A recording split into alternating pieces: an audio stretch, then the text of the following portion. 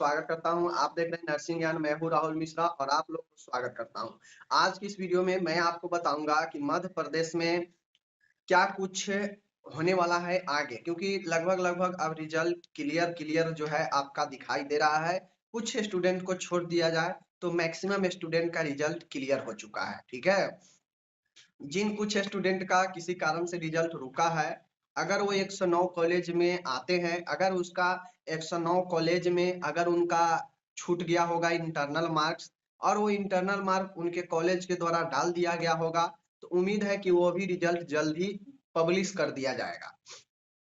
और मैं ये बताने आया हूं कि आखिर अब जो नेक्स्ट एग्जाम की 22 से 23 की जो exam first year, second year, third year, इसका कितना पॉसिबिलिटी जो है आगे कितने दिन में बनते हैं कि एग्जाम की प्रक्रिया शुरू हो सकते हैं। देखिए, सबसे पहले अभी आपका चाहे आप फर्स्ट ईयर है, सेकेंड ईयर है, आपका अभी रिजल्ट जो है जारी किया गया है। कंप्लीट रिजल्ट, क्लियर रिजल्ट भी अभी नहीं आया है। तो ऐसे में जब तक क्लियर रिजल्ट नहीं आ जाता है, 109 कॉलेज वाला जो लिस्ट दिया गया था उसका रिजल्ट जब तक क्लियर नहीं किया जा रहा है, तब तक जो है आप लोग को आगे के प्रोसेस जो है नहीं होने वाला है।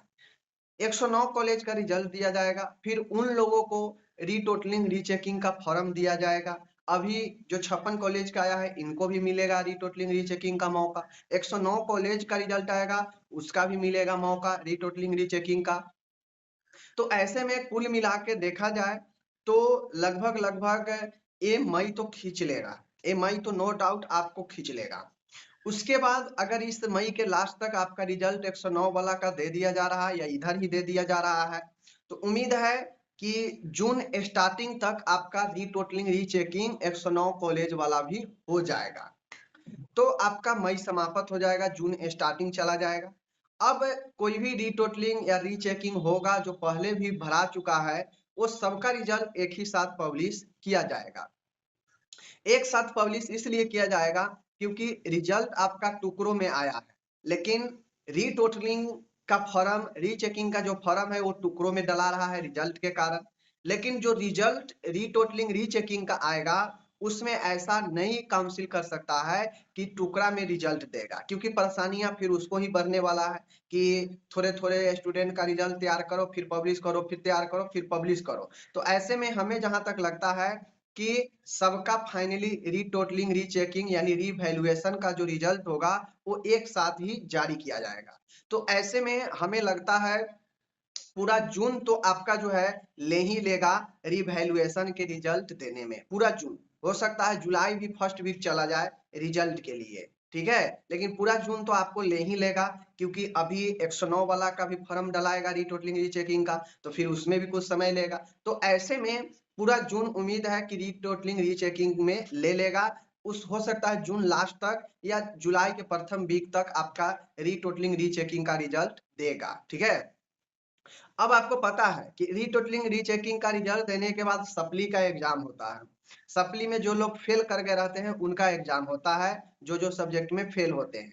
तो फर्स्ट ईयर सेकेंड ईयर दोनों का एक साथ सप्ली अगर कराया जाता है, अगर पहले सप्ली कराया जाता है तो समझिए 2 महीना सप्ली में लग जाएगा। 2 महीना कम से कम सप्ली में लग जाना है, तो आपका जुलाई और अगस्त चला जाएगा। अब जब जुलाई अगस्त समाप्त हो जाएगा तो समझिए आपका ऑप्शन अब बचता है सितंबर। तो ऐसे में जो रिजल्ट जो मेन एग्जाम होगा 22 से 23 के लिए, वह अगस्त लास्ट या सितंबर में संभावना है, या सितंबर में आप लोग कह सकते हैं कि आपका एग्जाम होगा। और ये जो मैंने सारा के सारा बताया, यह मैंने तब के लिए बताया जब कोई पेच न फंसे, कोई मामला न अटके। क्योंकि देखा जा रहा है कि एक मामला निकल रहा है, दूसरा फंस जा रहा है, तीसरा निकल रहा है, चौथा फंस जा रहा है। तो ऐसे में अगर कोई मामला फंसता है तो फिर चीजें रुक जाएगा, लेकिन अगर कोई मामला नहीं फंसता है, कंटिन्यू काम चलता रहेगा, तो फिर अगस्त से सितंबर तक आपका मेन एग्जामिनेशन हो सकता है। बातें को समझ गए? या अगस्त में हो लास्ट तक या फिर सितंबर में हो, लेकिन इसी आसपास में हो सकता है। यानी आपके पास अभी जून जुलाई अगस्त यानी 3 साढ़े 3 महीना समय रहता है, हो सकता है इस बीच में एग्जाम, अगर कोई दिक्कत न हुआ तो। अगर दिक्कत हो जाएगा तो फिर फंस जाएगा, फिर अटक जाएगा, फिर मामला आगे चल जाएगा। अब इसका भी गारंटी नहीं है कि मामला फंसेगा भी या नहीं फंसेगा, लेकिन अगर सब कुछ ठीक रहा, उम्मीद कीजिए सब कुछ ठीक रहा, तो कंटिन्यू काम अगर होगा तो आपके अगस्त सितंबर तक चीजें क्लियर हो सकता है। एग्जाम के लिए एग्जाम आपका हो सकता है, ठीक है। 22 से 23 वाला फर्स्ट ईयर का भी होना है, तो उसका भी इनरोलमेंट होगा, तो पहले तो उसका इनरोलमेंट कराया जाएगा इसी बीच में, तो हो सकता है वही अगस्त सितंबर तक उसका भी जो है एग्जाम पॉसिबिलिटी है होने की, तो उन लोगों को भी हो जाएगा, कोई दिक्कत अगर नहीं रहेगा तो आप लोग मान के चलिए कि अगस्त सितंबर के आसपास आपका जो है हो सकता है, अगर सब कुछ ठीक रहा तो, ठीक है। बाकी आप इसी हिसाब से पढ़ाई कर सकते हैं, सब चीज कर सकते हैं, और आप इस भरोसे नहीं बैठ सकते हैं कि एग्जाम का क्लियर होगा तो हम पढ़ेंगे, ठीक है। एग्जाम के डेट क्लियर होने के बाद, एग्जाम के मामला क्लियर होने के बाद पढ़ाई जो है बहुत दूर चला जाता है, आदमी नहीं पढ़ पाता है और रिजल्ट गड़बड़ा जाता है, ठीक है। तो पढ़ाई शुरू कीजिए, अभी पढ़िएगा तो कंपटीशन में भी आपको फायदा करेगा, वरना वहां पे रोइएगा। मैं जो कह रहा हूँ याद आएगा एक दिन, ठीक है। चलिए मिलेंगे अगले वीडियो में, अपना ख्याल रखिएगा।